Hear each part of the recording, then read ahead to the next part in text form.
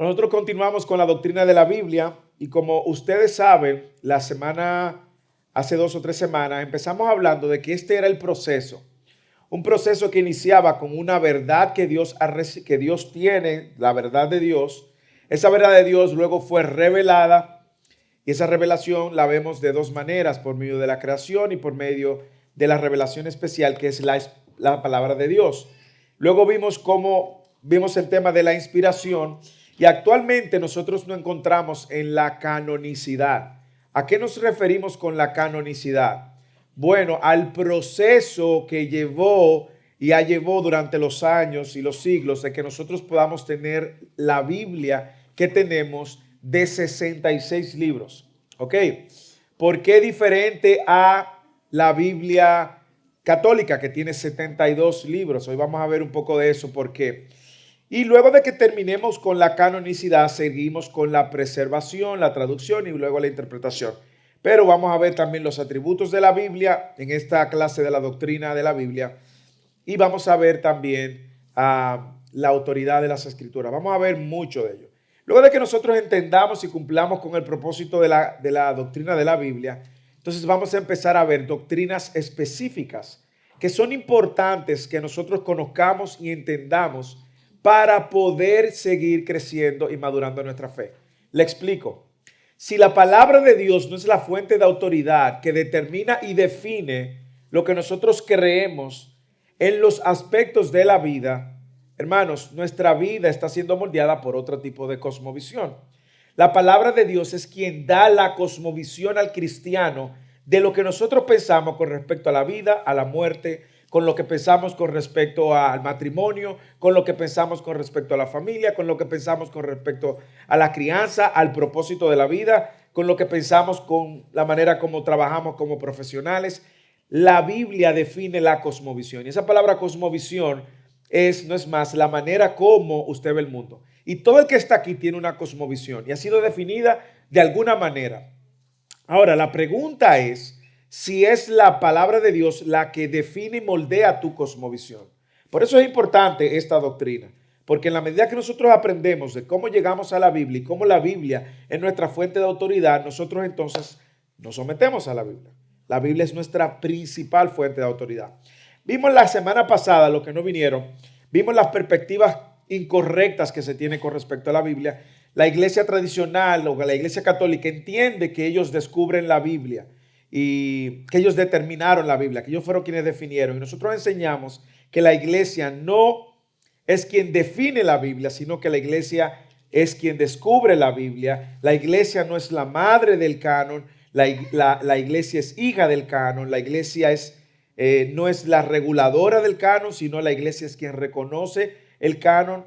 La iglesia no es la magistrada del canon. Y cuando hablamos de canon, estamos hablando de la Biblia. La iglesia no juzga el canon, sino que la iglesia es testigo del canon. Entonces, en otras palabras, nosotros vimos la perspectiva correcta e incorrecta la semana pasada, que nos puede ayudar a ver por qué la iglesia tradicional, la iglesia católica, se apropia del decir que fueron ellos quienes determinaron la Biblia y quienes definieron los libros de la Biblia. Y eso tristemente se traduce en que tenemos ahora que la fuente de autoridad para el católico no es la Biblia solamente, sino que es el Papa y la Iglesia.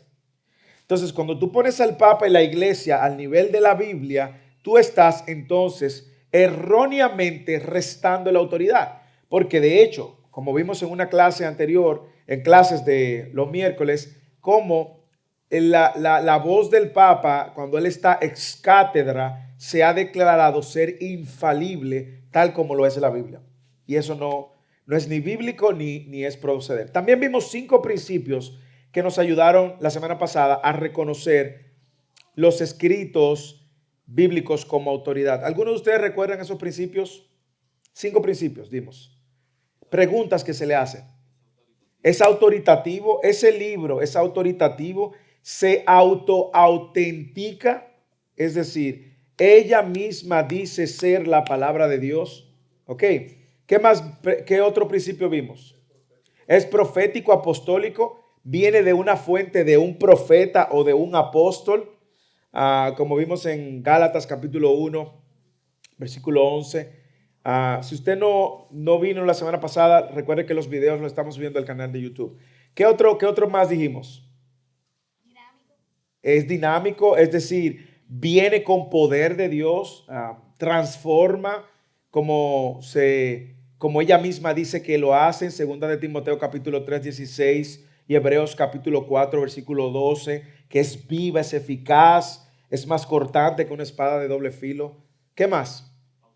Es auténtico, dice la verdad sobre Dios o dice cosas que contradicen a Dios o que contradicen la revelación de Dios. Dice la verdad del hombre, dice la verdad del pecado. De hecho, el texto de hoy que se va a predicar en Eclesiastés es un texto que yo diría sin filtros. Sin filtros. Usted quiere ver si la palabra de Dios dice la verdad acerca del hombre. Y si, el texto de hoy, el sermón de hoy está riquísimo porque es sin filtro, totalmente sin filtro. Y es así, es auténtico, dice la verdad de Dios, dice la verdad acerca de Dios, del hombre, del pecado, la verdad de Dios acerca de la salvación. Y nos falta uno. Fue recibida de manera colectiva, la recibieron las comunidades que recibieron esa revelación, la protegieron. Entonces esos 5 principios nos ayudaron y ahí vimos también cómo la Biblia, no solamente esa división, estábamos viendo esos principios, luego nos movimos al desarrollo del Antiguo Testamento y cómo la división del Antiguo Testamento fue validada por Jesús mismo.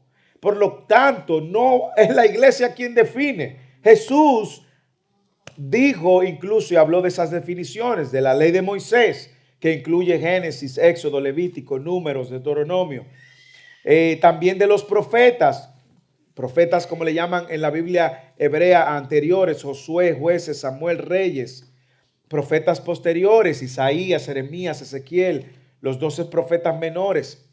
También los libros poéticos, Salmos, Proverbios, los 5 rollos, Cantar de los Cantares, Ruth, Lamentaciones, Esther, Eclesiastés.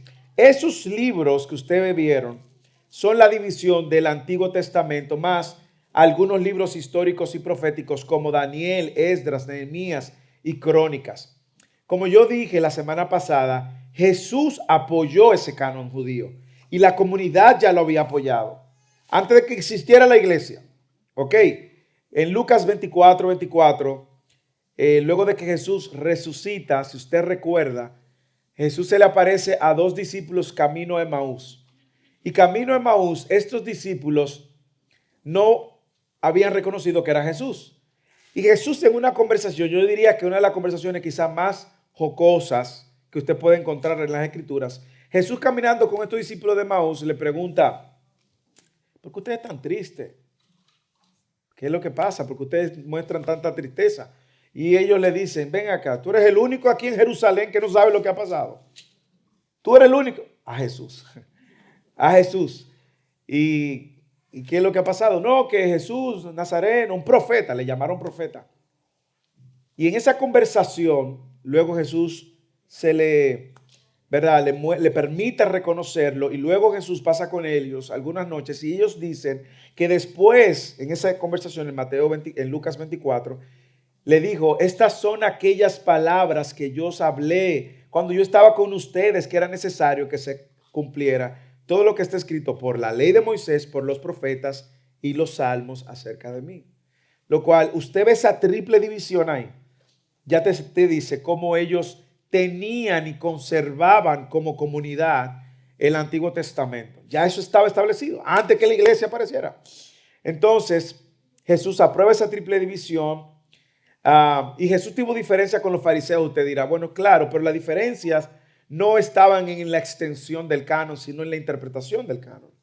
Recuerden que los fariseos, y yo he explicado esto N veces, pero los fariseos habían creado una serie de leyes protectoras para que el pueblo no violara la ley de Dios. Y esas leyes protectoras, los fariseos la igualaron a la ley de Dios y al punto que de generación a generación el espíritu de la ley de Dios se perdió y la gente ya no estaba tan enfocada en estas leyes, sino en las que los fariseos habían cumplido. Y con estas interpretaciones es que Jesús tiene choques continuamente con los fariseos. Así que para Jesús también el canon judío del Antiguo Testamento también era la palabra inspirada y era la máxima autoridad. Por eso usted ve que en la mayoría de los textos donde Jesús habla o los apóstoles hablan, ¿qué dice? Escrito está, ¿sí o no? Escrito está, escrito está.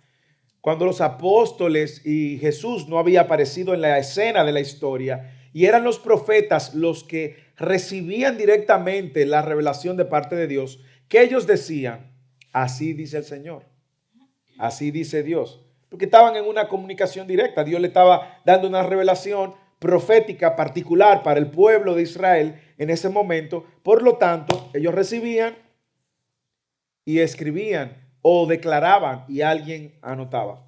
Entonces nosotros vemos que cuando viene Jesús, Jesús también autentica y endosa, si se puede decir, toda la verdad que ha sido revelada por los apóstoles, por los por los profetas, por los salmos, por los escritos de Moisés. Uno de esos textos claves es cuando a él se le habla acerca del divorcio, que Jesús cita Génesis 2:24. Jesús pudo haber dicho, bueno, pero yo déjeme decirle, nada de lo que fue escrito anteriormente. Ahora escuchen algo nuevo, aunque él en ocasiones decía cosas nuevas. Cuando él decía, ustedes escucharon que fue dicho, no cometerás adulterio, pero yo ahora digo que el que codicia a la mujer de su prójimo ya pecó con ella en adulterio. O sea, Jesús no está contradiciendo, Jesús está subiendo el estándar. ¿Ok? Recordándonos que el pecado se comete en el corazón mucho antes de que se cometa en el acto. Entonces nosotros no vemos a Jesús contradiciendo ni negando, como él dijo, yo no he venido a abrogar la ley, a desechar la ley, no, yo he venido a cumplirla. O sea, Jesús mismo se sometió a la autoridad de la Escritura y los apóstoles también cuando decían escrito está, escrito está, escrito está. Entonces, el canon del Antiguo Testamento, la parte del Antiguo Testamento, es el mismo que nosotros, que los judíos y la iglesia y nosotros tenemos, los protestantes, para decir de alguna manera. La única diferencia radica en dos cosas. Primero, el canon judío, el primer libro es Génesis y el último era Crónicas. Es un tema más bien de orden y también que muchos de los libros de ellos lo ponían juntos. Nosotros lo tenemos divididos. Puede que tengamos más libros del Antiguo Testamento que ellos. Ellos, primera y segunda de Reyes, tienen un solo libro, Reyes. Primera y segunda de Crónicas, ellos tienen un solo libro, Crónicas. Esdras y Nehemías lo tienen juntos. Nosotros tenemos dos libros separados, pero es el mismo canon que ellos tienen y que ellos respetan. Entonces, por eso usted va a ver que si usted agarra una Biblia judía del Antiguo Testamento, usted va a ver que hay diferencias en el número de libros y en el orden en el cual ellos lo ponen. Pues la Biblia cristiana sigue más un orden temático, ¿ok? El Antiguo Testamento sigue un orden más oficial. Entonces nosotros vamos a ver eso. Mucho de lo que yo estoy diciendo no está en el libro, todos somos teólogos, ni está en el libro, en el material que le hemos dado, porque como yo dije, yo quiero profundizar lo más que pueda en este tema y no quiero limitarme a esos recursos, porque para mí el entender la doctrina de la Biblia es el fundamento para entender las demás doctrinas, aun esas que son conflictivas con nosotros. Dígame, Abigail.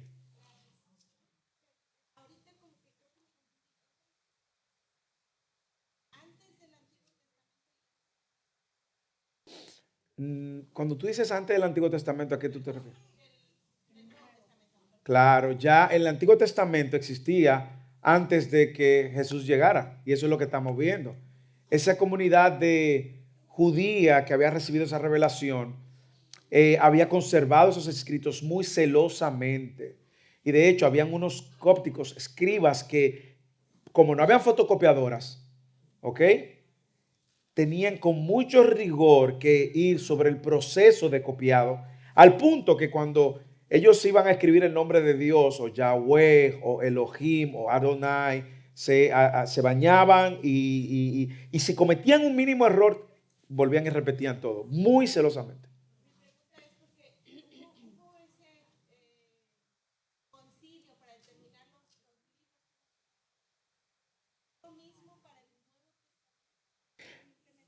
Vuelvo y te digo, ese concilio que hubo en los 200 no fue determinando, fue poniendo lo que ya se había descubierto, lo que ya la comunidad había abrazado y respetaba. Y vamos a entrar justamente en ese otro aspecto de los libros pseudográficos y los apócrifos, que no lo aceptó todo el mundo.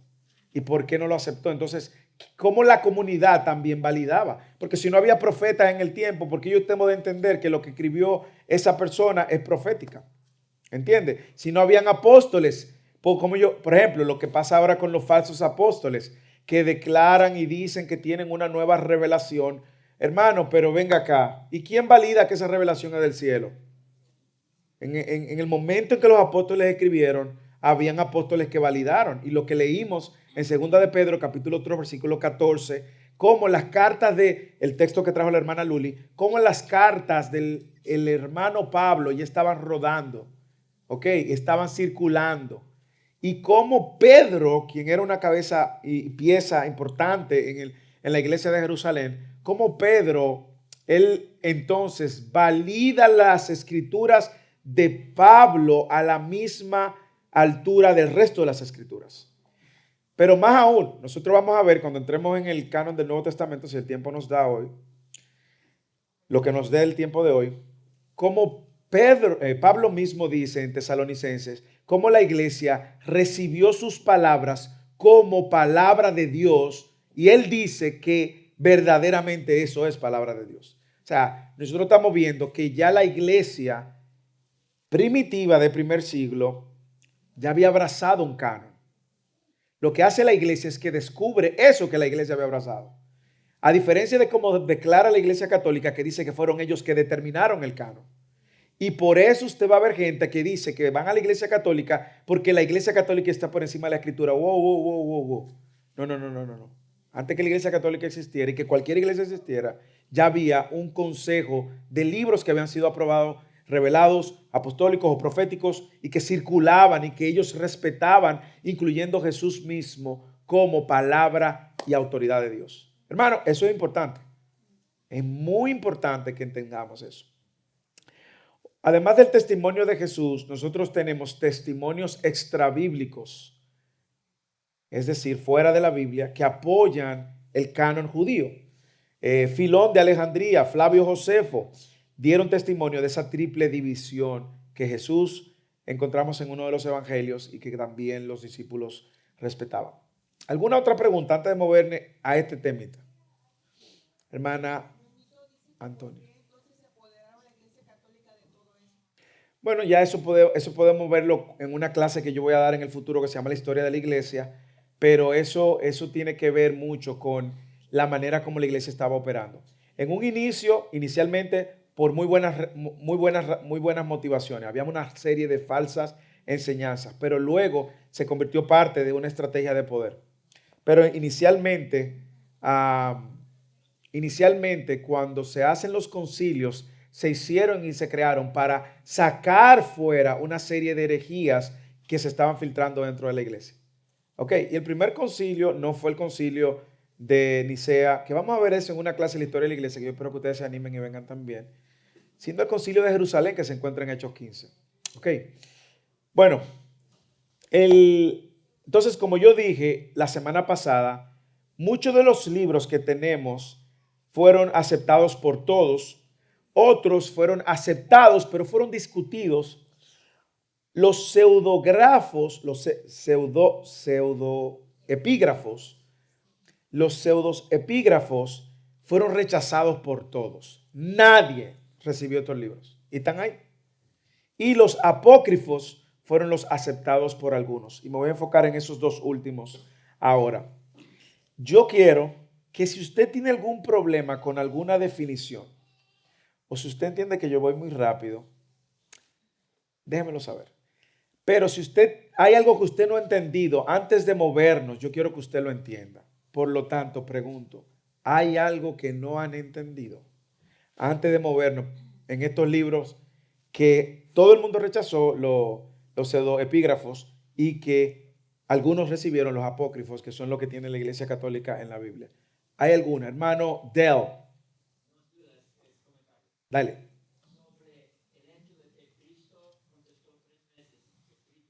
Ajá. Ajá. Ajá.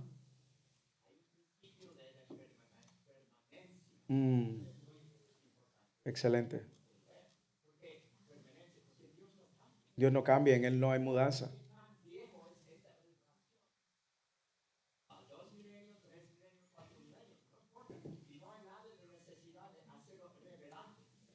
Sí. Exactamente. Eso es importante que dice Dale, sobre todo por el hecho de que Jesús mismo dijo, no solo de pan vivirá el hombre, sino de toda palabra que sale de la boca de Dios. La importancia de que la palabra es importante, más importante probablemente que el pan físico, aunque muchos de nosotros estemos en desacuerdo, porque nos encanta comer. Segundo, Jesús también dijo, el cielo y la tierra pasarán, pero mi palabra, más mi palabra, no pasará. Entonces la palabra misma, al punto de Dell, establece esta permanencia insustituible. No hay nadie ni nada que pueda estar por encima de la palabra de Dios. Nadie ni nada. Ninguna institución ni ningún hombre puede ni debe estar por encima de la palabra de Dios. ¿Ok? Entonces vamos a continuar porque en el desarrollo del canon aparecieron una serie de libros. Los primeros que le quiero hablar fueron los que todo el mundo rechazó, los pseudoepígrafos. Ni la Iglesia Católica los recibió, ni los protestantes consideraron nunca como parte de la Biblia. Y la palabra pseudoepígrafo significa falsas escrituras. ¿Y qué sucedió? Que personas se dieron a la tarea de escribir libros con nombres de grandes personajes bíblicos, Adán, Enoc, Moisés, Isaías, para ganar prestigio, aunque no fuera la verdad de sus autores. Déjenme mencionarle algunos, de manera que si usted ve un documental de eso que saca muy frecuentemente National Geographic, que menciona de que según el libro de Enoch, y no quisieron que el libro de Enoch fuera publicado porque ocultaba verdades, o no quisieron que el libro el testamento de Adán, mire, una de las razones más contundentes por la cual este libro no lo aceptó nadie y que hay evidencia de eso es que ni los apóstoles ni Jesús hicieron referencia. ¿Ok? A la asunción de Moisés, Apocalipsis de Baruch, Testamento de los 12, Apocalipsis de Esdras. ¿Y cuánto Apocalipsis? ¿Cómo un Apocalipsis tenemos? Apocalipsis de Sofonías. ¿Ok? Entonces, esos son libros pseudos epígrafos que nadie recibió.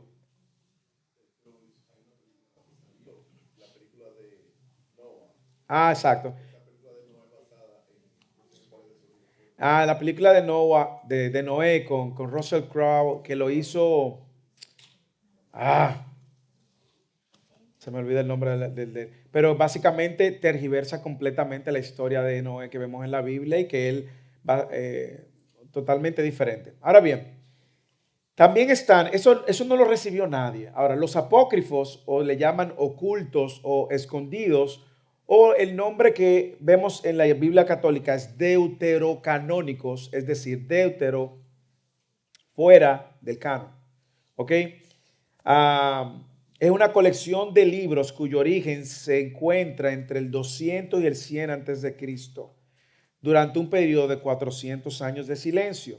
Hoy le voy a enseñar una palabra dominguera para que usted la use en el trabajo, cuando se monte con el Uber, cuando esté discutiendo de béisbol, usted puede usar esta palabra. Si está discutiendo de política, puede usar esta palabra. Y es la palabra intertestamentaria. No, mentira, no la puedo usar en tanto uso.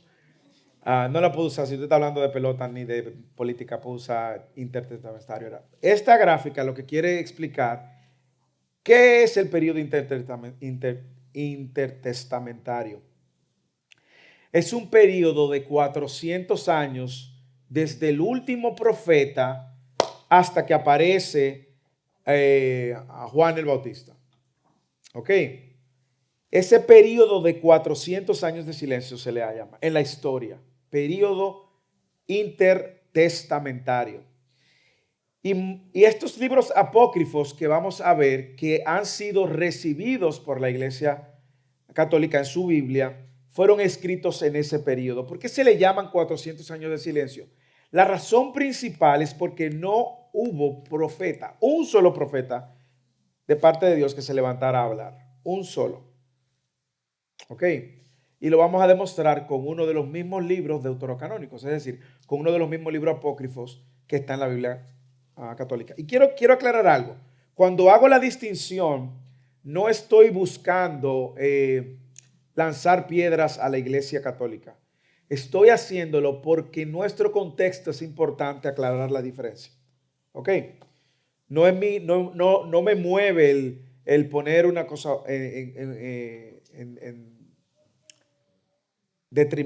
poner en detrimento una cosa. Lo que quiero es que sea claro de manera que ustedes lo entiendan con claridad. Entonces, en esos 400 años de silencio, no hubo una voz profética que hablara de parte de Dios al pueblo de Dios. No la hubo. ¿Por qué era tan importante que la comunidad reconociera por eso?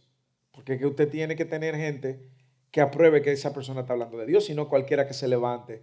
Entonces la comunidad era muy celosa de eso. Entonces, mira algunos de los libros. Está el libro, otro libro de Esdras, no Esdras el que tenemos en la escritura, sino tercera y cuarta de Esdras, está en la libra Vulgata, ¿ok?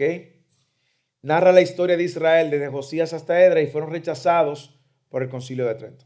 Tobías narra la aventura de una familia judía viviendo en Asiria.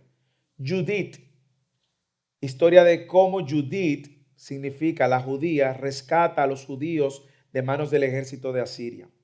Adiciones al libro de Esther, es decir, usted y yo tenemos el libro de Esther, entonces hay unos capítulos adicionales que aparecen solamente en la Septuaginta. Sabiduría de Salomón, una colección de proverbios. La última parte contrasta a Israel versus Egipto.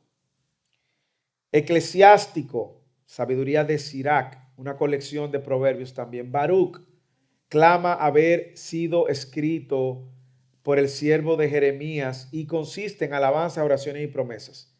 Usted ve, hay cosas que usted dice, pero ¿y qué tiene de malo eso? Bueno, recuerden los 5 principios que le hablé.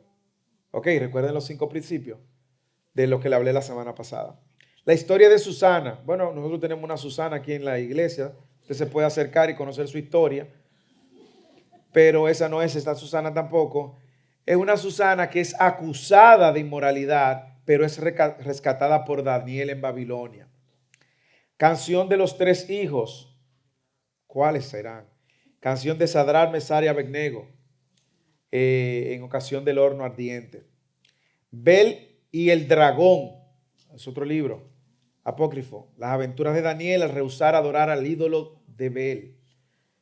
Oración de Manasés, oración de arrepentimiento de Manasés en Babilonia. Primera y segunda de Macabeo, narrativa histórica de la guerra de independencia de los judíos, que de paso digo, primera y segunda de Macabeo son libros históricos. Okay, son libros históricos, porque narran hechos históricos que han sido comprobados. Ahora, ¿qué pasa con estos libros? Lo que les mencioné, no cumplen con los parámetros establecidos. Los 5 principios que les mencioné la semana pasada. También carece de dignidad de la inspiración. Tiene errores históricos, cronológicos, geográficos y doctrinales. Por ejemplo, mire segunda de Macabeo. Si Macabeo es un libro inspirado y que debería ser considerado en el canon, ¿por qué el mismo libro de Macabeo pone en duda lo que él mismo está escribiendo? Y mire lo que dice. Estoy citando de segunda de Macabeo ahora, 15:39. Cerraré aquí mi narración, todo lo que él ha escrito. Si la redacción de la obra ha sido buena y acertada, es precisamente lo que yo desearía. Y si es mediocre y de poco valor, será que no he podido hacer algo mejor. Por lo tanto, el criterio del valor del mismo escrito está en tela de juicio. Es totalmente subjetivo. Porque ¿quién decide que ha sido buena y acertada?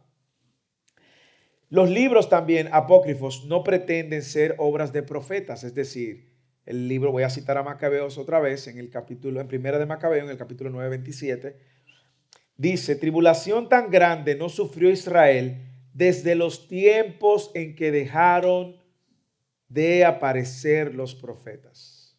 Lo cual está diciendo Macabeo que en el momento en que él está escribiendo y narrando una historia, él había reconocido que de donde él escribe hacia atrás no habían aparecido profetas. Entonces el mismo libro de Macabeo, que está incluido dentro de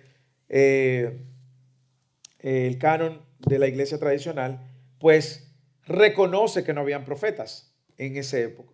Entonces, ¿qué contienen muchos de esos libros? Bueno, contienen enseñanzas antibíblicas y heréticas, aunque algunos títulos suenan bonitos e interesantes, pero la salvación por obras, Tobías capítulo 12, versículo 9. Si usted tiene su Biblia católica, ahí ábrala y búsquelo. Oraciones por los muertos, segunda de Macabeos capítulo 12, versículos 45 y 46. Eso me hace entender hoy por qué en la iglesia tradicional es tan común la oración por los muertos. ¿Ok? No tienen evidencia bíblica alguna, nada más que la de Macabeo, quien él mismo dijo que no había profeta cuando él escribió. Entonces, algunas historias de la apócrifa son extrabíblicas y fantásticas o imaginarias. Bel y el dragón. Y contienen varios errores históricos y cronológicos, como por ejemplo ubicar a Tobías cuando los asirios conquistaron a Israel 722 años antes de Cristo. Y cuando aparece el libro ya hace rato que los asirios habían pasado por ahí. Entonces, entre otras cosas que de inmoralidad, el caso de Judith, y otras cosas más. Entonces, los libros apócrifos no cumplen con los principios que hablamos.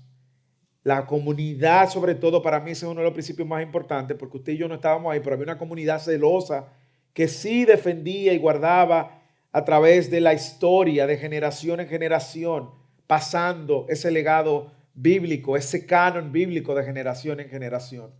Entonces, algo también es que ninguno de estos libros tiene ese poder transformador del cual hablábamos, de que la Biblia produce. Estimula, anima, motiva, pero eso lo hacen hasta los libros de falsa gente, que lo que son motivadores en nombre de Dios. Pero cuando habla de la verdad bíblica se quedan cortos. No aparecen en ninguna lista de catálogos en la iglesia de los primeros 4 siglos. Y también los escritores extrabíblicos, es decir, gente que no tiene nada que ver con la fe, tampoco lo reconocieron. El caso de Josefo, que era un historiador judío, tampoco lo reconoce. El concilio de Jamni en el 90 después de Cristo, tampoco lo reconoce. Filón de Alejandría, Orígenes, Cirilo, Atanasio y Jerónimo. Esos primeros padres, discípulos de los discípulos, tampoco lo reconocieron. Y los discípulos tampoco lo reconocieron. Y Jesús tampoco lo reconoció. Entonces, si Jesús no lo reconoce, si los apóstoles no lo reconocen, si los discípulos de los apóstoles no lo reconocen, ni los discípulos de los apóstoles lo reconocen, ni los historiadores de la época tampoco lo reconocen, porque hay que reconocerlo. Entonces, ahora bien, usted me dirá, porque yo tengo aquí que ser lo más claro posible, con el fin de equiparlo lo mejor posible. Alguien que vaya conmigo a 2 de Timoteo capítulo 3, versículo 8. 2 de Timoteo capítulo 3, versículo 8. Y otra persona que busque Judas 9, 14. Bueno, Judas, versículo 9 y versículo 14.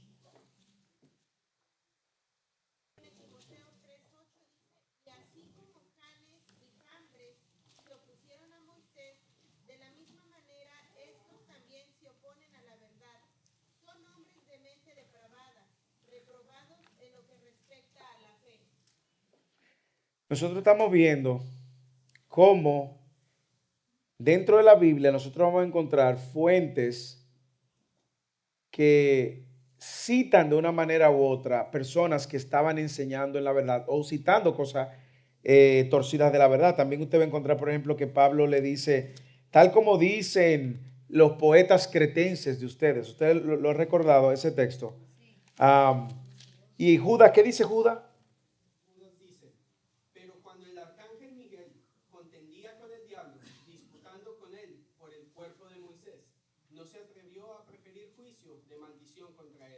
sino que dijo, el Señor te reprenda.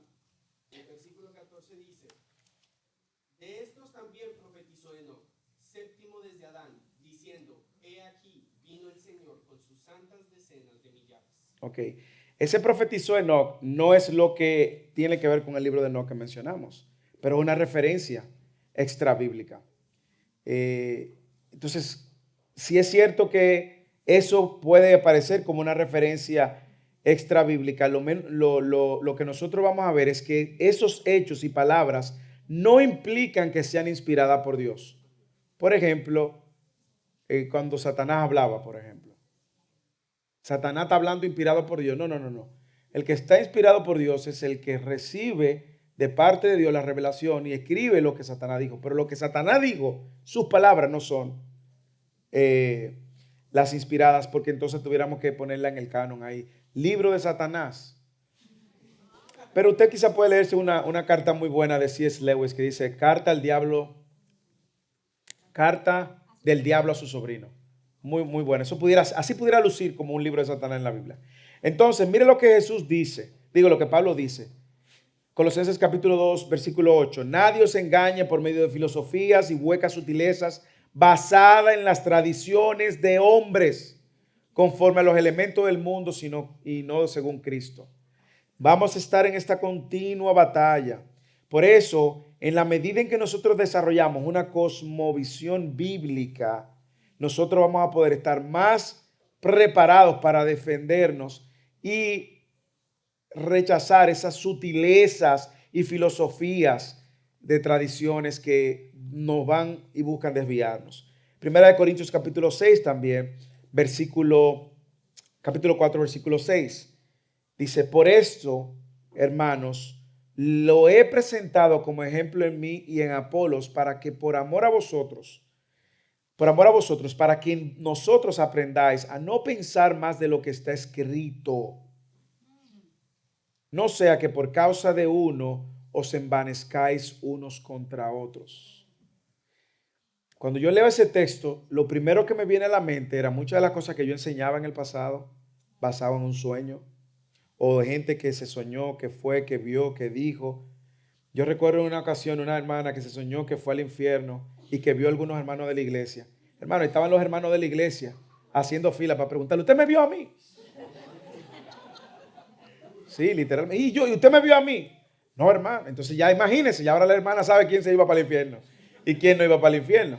Entonces nosotros no podemos pensar más de lo que está escrito.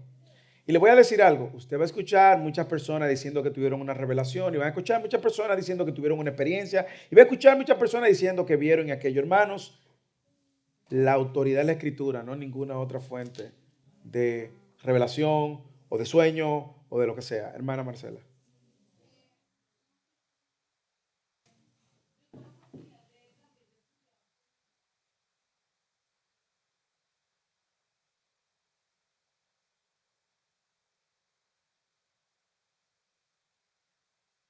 En el principio era... Ujú.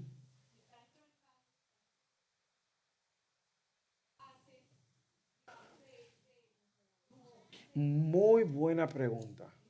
Usted agarra la Biblia de los testigos de Jehová, dice Marcela, y usted se va a encontrar que en Juan capítulo 1, la Biblia, no la Biblia, déjeme decirle, los manuscritos originales dicen lo siguiente: en el principio era el verbo era con Dios y el verbo estaba con Dios y el verbo era Dios. Así dice el griego. En su Biblia ellos tienen otra traducción. Y por eso, en algún momento, en Fidelis, también esperamos equiparlos para que ustedes, los más valientes, sean capaces de estudiar griego y hebreo si se animan. Pero, ¿cuál es el problema de esa Biblia? El problema de esa Biblia es la siguiente. Primero, ellos no dicen cuáles fueron los manuscritos que se usaron para traducir, porque hay copias de manuscritos y códices, como se llaman. No dicen eso, y segundo, no dicen quién lo tradujo. Ellos dicen que eso es algo secreto porque ellos no quieren darle la gloria al hombre. Cada vez que nosotros tenemos una traducción, por ejemplo, la Nueva Biblia de las Américas Usted puede ir delante y le va a decir la manera como fue traducida, si fue formal o si fue dinámica o si fue una combinación de ambas.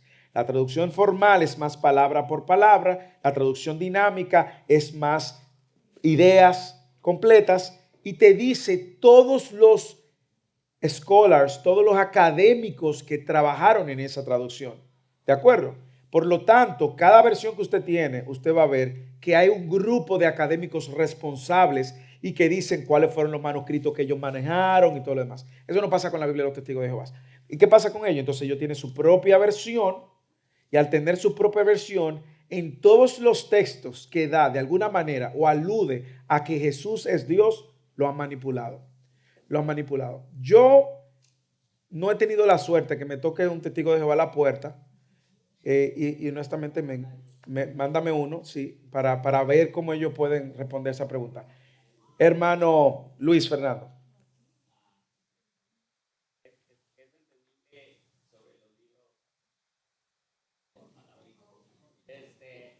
Sobre todo los nombres que dio como Macabeos y todo, que son nombres que difícilmente los encontramos en la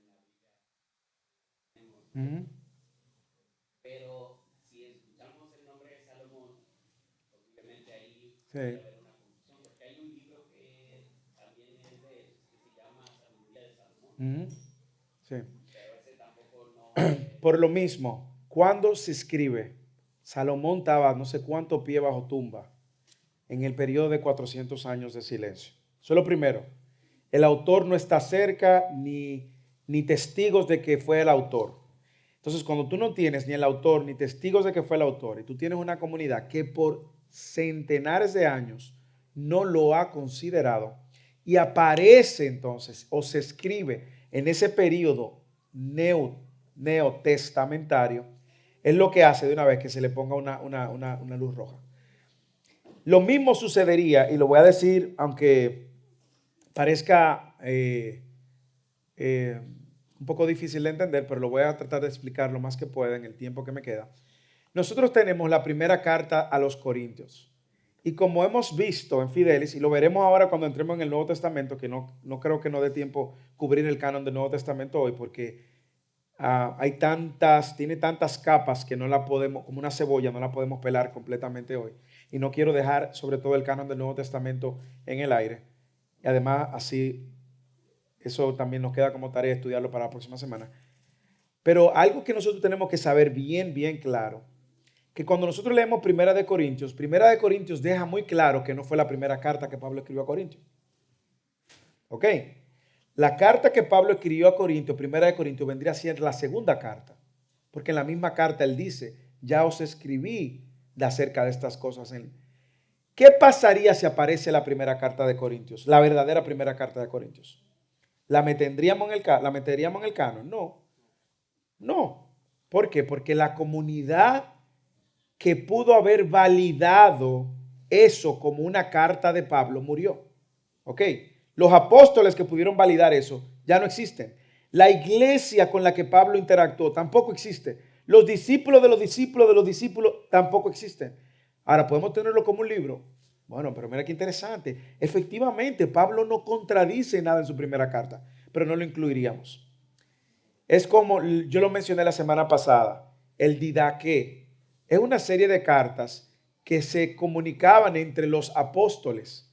Y tú lees el Didaqué, yo he leído el Didaqué para ver temas, por ejemplo, del bautismo. Y como el Didaqué, lo primero que dice con respecto al bautismo, dice que se bautice en agua que esté corriendo. Es un río lo que está diciendo los discípulos. O sea, lo primero que los discípulos tienen en mente es un río, porque no había piscina como ahora nosotros tenemos, ¿verdad? Y luego dice, si no, pues está bien, que sea un agua estancada. Ok, y si por alguna razón no hay ni río ni agua estancada, entonces usen un agua esparcida, esparcen el agua. Entonces tú estás viendo la priorización que él tiene, pero no te está diciendo que el agua esparcida es la primera opción, sino que hay una serie de... Dígame, Betsy.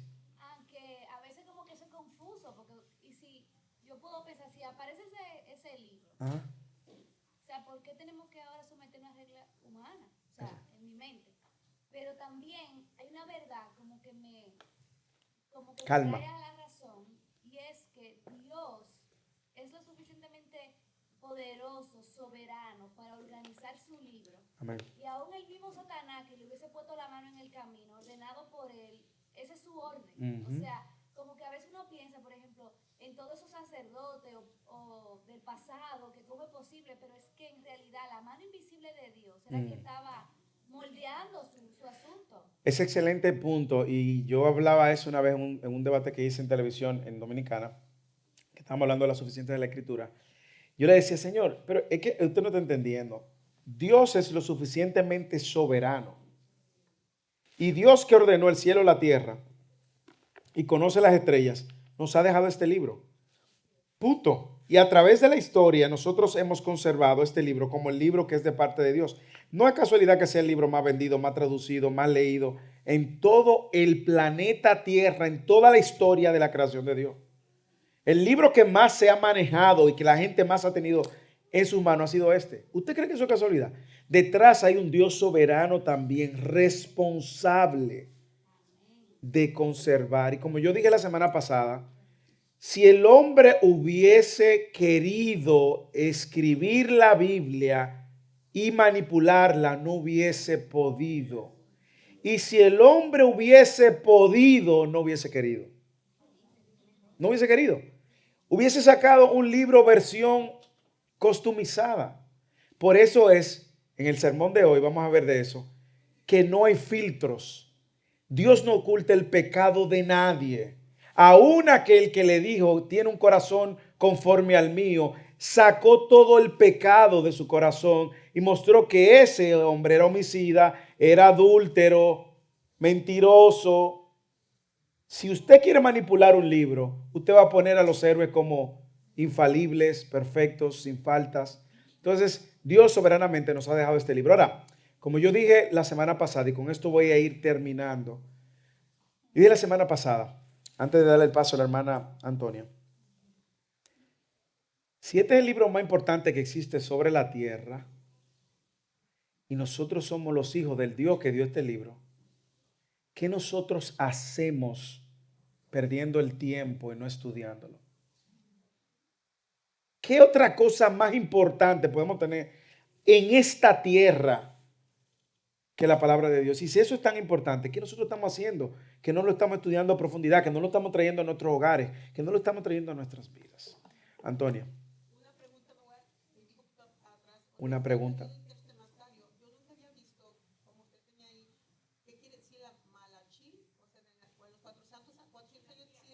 Malaquías. Malaquías. ¿Usted creía que estaba hablando ahí hebreo? No es la malicia, no, es Malaquías. Del. Septuaginta.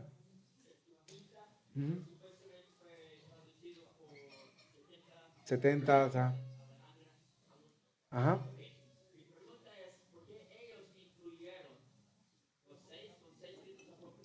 Ujú.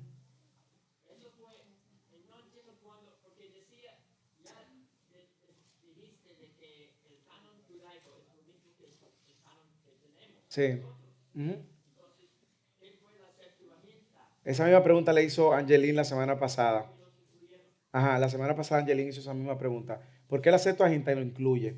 Y hay varios aspectos. Un aspecto que tiene que ver con el momento histórico que se estaba viviendo. La lengua en el momento que estaba tomando más fuerza era la lengua griega, ¿ok? Primero. Segundo, se traduce en el mismo periodo de los 400 años de silencio, ¿ok? Recuerda que incluso Pablo estudió con la Septuaginta, el apóstol Pablo. Y Pablo, que estudió con la Septuaginta y que fue muy conocedor del Antiguo Testamento, en ningún momento la cita va a hacer referencia a su libro apócrifo, lo cual es un buen punto. Pero es el momento histórico donde se traduce en el mismo periodo neotestamentario y se traduce al griego básicamente también por la misma proliferación del lenguaje griego. Y se incluye porque durante el periodo neotestamentario, 400 años sin escuchar profetas y viendo libros que están saliendo supuestamente, estos capítulos son de Daniel, estos capítulos son de Esther, lo tradujeron todo, pero no necesariamente la traducción implica validación. ¿Ok? ¿Cuándo cerró? Bueno, yo creo que cerró como cuando Jesús dice que cerró. Que cerró dice que desde Abel hasta Zacarías han derramado la sangre de los profetas. Yo creo que se cerró con el último profeta que Jesús valida y que luego se abre otra vez cuando Juan el Bautista aparece. Pero la comunidad judía lo tenía muy, muy bien guardada. No, nunca incluso le dio entrada a esos libros para su consumo. Ok, muy buena pregunta, Sebastián. Sí, un último comentario. Ni en el seminario ni en la iglesia a nosotros se nos prohíbe leer estos libros. Nosotros podemos leerlos, nosotros podemos verlos, pero al final del día nosotros tenemos que recordar que la inspiración detrás de estos libros no es la misma que la de los libros. Claro. Cuando nosotros leemos estos libros, nosotros vamos a darnos cuenta que no son palabra de Dios, que no son inspirados, no tienen ese mismo poder transformador. Y eso a nosotros al final del día nos debe llevar a apreciar la Biblia que nosotros ya tenemos, anhelar aprender más de ella y ver estos textos como algo de lo que quizás podemos aprender de la cultura de esa época, Amén. pero no necesariamente como algo que es oculto y que no debemos tocar y que es prohibido. Completamente de acuerdo con Sebastián. Nosotros podemos ver eso como leemos un libro de Harry Potter o la Crónica de Narnias o un libro de... Sí, no, y de verdad. Y voy a conectar eso con una pregunta que me hizo hace 2 semanas Luis Fernando. ¿Y qué de esos libros de estos grandes autores que se convierten en bestsellers? Ellos reciben una inspiración de parte de Dios. No, no reciben inspiración de parte de Dios. ¿Ok? Ellos pueden, a la luz de lo que Dios ha inspirado, tener una buena interpretación o más iluminación en un tema que en otro. Y estoy hablando de escritores sanos, no estoy hablando de basura, no estoy hablando de cualquier cosa. Estoy hablando de los libros que usted dice, wow, ese autor es una joya. Bueno, ese autor sano, bíblico, centrado en las escrituras, no recibió una inspiración de Dios. Puede recibir una iluminación de un tema particular más que otros, sí, hermanos. Así como hay gente que entiende más, que hay gente que tiene más capacidades para entender temas en la vida general. Hay gente que son muy buenos con los números, hay gente que son muy buenos con las artes. Hay gente que... Así mismo Dios ilumina gente que pueden ver temas de una manera más específica. Cuando usted habla de la soberanía de Dios, si usted lee John Piper acaba de sacar un libro. ¿De cuántas páginas? 800 páginas. Un librito que solamente hablando de la providencia de Dios. Dios le ha dado a John Piper una capacidad de ver la soberanía de Dios a través de su experiencia por las escrituras, de una manera que usted y yo no la vemos, y quizás a otra persona le da también iluminación con respecto a otro tema, porque eso sucede, pero ningún libro escrito por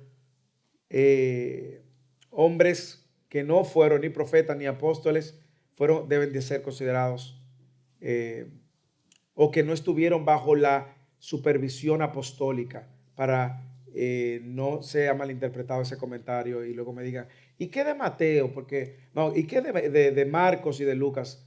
Bueno, ellos estuvieron bajo la supervisión apostólica también y fueron libros que fueron también recibidos por la comunidad.